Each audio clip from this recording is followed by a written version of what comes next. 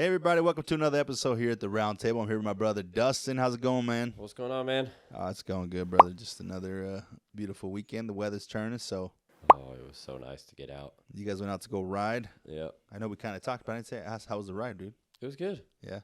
It was. Weather was beautiful. Yeah, it was nice. The kids enjoyed their seats and their harnesses, so that's Was that the first time you trying them? Yeah. Okay. It's the first time they've done it more than just driving around the neighborhood, so I'm like, cool, I'll call that a win for right now. And remind me where you went. Went to Vernon Reservoir. Vernon Reservoir. Okay. So it was. I'm assuming there's a reservoir up there. And Yeah, it wasn't big. It wasn't very big reservoir, but I mean, people were fishing and like playing in kayaks and stuff. And is it kind of like the Timpanogos Reservoir, like kind of like that style where it's like just? yeah, but it's smaller than that one. Oh, really? Yeah. Oh, okay. Yeah, it's not very big. Hmm. The only downside was most of the riding was on the main road, and it was all dirt. But rather than like some of the other ones where you can get off trails and go back around, and there was a few trails. But Gotcha. I mean, if somebody says they're going there, I'd go again. But that wouldn't be my choice to go back there. You tried it, so now exactly. now you know. I'm like, I'm good. Cool, man. But there was a lot less people. That was nice. Really? Yeah. Comparatively to like all the other places that we've all kind of known about. Yep. Okay. Yeah. Sweet.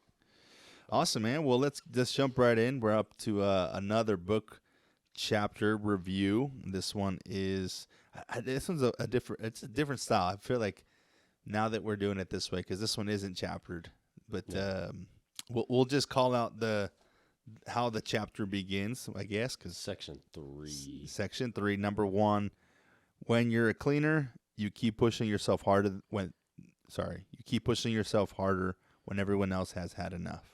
So that's the chapter that we read. And it was kind of confusing because I kind of went forward to the next one and it starts the same way. And I was like, oh, shoot, did I tell him to read the wrong chapter again? But no, we read the right one.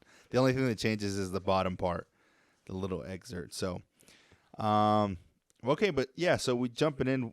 I guess let's start off there. So what were your key takeaways from this section?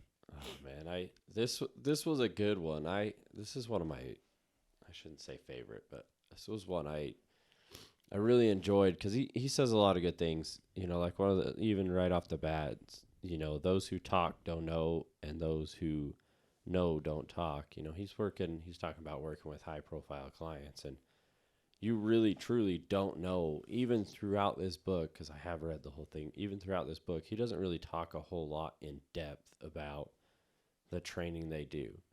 You know, he's obviously very known for, he'll say the names of his very known patients, like Jordan, Kobe, Dwayne, all those guys. But other than that, it's like little bits here and there of his training. You really don't know a lot about his training because he doesn't talk. He talks enough. Mm-hmm. But to me, I liked that, where it said that part. I mean, this thing, you know, like the physical dominance can make you great. Mental dominance is ultimately what makes you unstoppable. Yep. You know, it's true. And it, you know, even through doing 75 hard, that mental toll going through it is making you that one step better. Mm-hmm. You know, you're also doing the physical stuff, but it's all mental. Towards the end of it, you realize that this is all just a mental practice. Mm-hmm. That's very true. Yeah, it's like you said, the mindset's kind of what I got out of it too. So there was one thing, and I was actually talking to my wife about this yesterday, where he was talking about I think it's towards the end. He's talking about how he doesn't understand how, if, you know, most of people's sicknesses and illness and pains and stuff are from being overweight. And I'm like, he doesn't understand it. I mean, I personally don't either, but I was talking to my wife, and she made a really good point. She's like, at the end of the day, if you don't know any better, you're not going to change. It's like her being, you know, her going through her story, and she's like, I didn't know what it felt like to be in this body. So why would I do the hard work to try to get here? And I'm like, you know, you make a good point. Because as somebody that's been smaller, it's easy to just go to the gym, just do it. But somebody that doesn't know, they don't know that they can get rid of a lot of that pain. They can get rid of a lot of that anxiety just by starting to move their body more, even if it's just going to walk around. Mm-hmm. So it was interesting to talk to her about. Yeah. I mean, what about you? There's a lot in this one. There is a ton. So it's funny because I have that highlighted here as well. So if you can choose between being uncomfortable because you're overweight and sick, or uncomfortable because you're sweating at the gym 3 times a week, why do so many people choose the discomfort that leads to complete physical failure? So I did highlight that, and yeah, I guess I can kind of see the point of view. Like if you don't know, that it is. I guess it's what you don't know, right? Yeah. You see others, but yeah, I mean, if somebody were to come up and be like, "Hey, like you're obviously," I think it's obvious, right? You know that you're gonna feel a little bit better, but maybe you don't know how snowballing in effect the weight issue is. That I woke up with knee issues, my knees kind of hurting, my feet, Yeah. blah blah blah. I have a headache, all these things that we probably like. Oh, why? It's just I'm just. I guess you don't really think about it when you're that big. I guess it's true. You don't really. I think we know subconsciously, like if you really sat down and were like, why is this happening? But I think when you're so overweight or you're a bigger person, you tend to avoid the reality for a long time until it kind of slaps you in the face. And then, Yeah, I mean, that's very fair. But yeah, no, I get that. I get that point of view for sure. For me, I mean, I won't read a lot. I mean, I wrote so many freaking things, and I'll hit on some of the things that I loved about it. But for me, a lot of it came from mindset. Yeah. So this specific chapter, the 2 things that jumped out at me was mentorship and mindset. So he talks about in the very beginning how his style of coaching or mentorship, is with his athletes or his clients. And I picked up the same thing that I don't want to say secretive, but he's very protective of the way that he trains his athletes, which is to me important, but it's also the fact that he treats them that secretiveness or that competitiveness of just giving all the information out kind of gives him his edge, right? But it also just shows you how much when he starts talking about, oh well, I don't really it's my way. There is no options. Yeah. They're paying me to do all the thinking for them.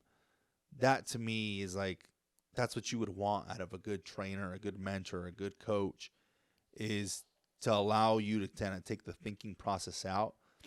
And then I also appreciate a lot when he talks about along the same lines that all of his trainers go through the same when he talks about detoxing through sugar and how he puts his athletes through that for the first 10 days. And I love that he puts his trainers through that because and I always believed in this is kind of what we teach, right? It's you listen to somebody that's doing it or that has done it because they've actually done it. They actually know what it feels like. They actually know what to guide you through.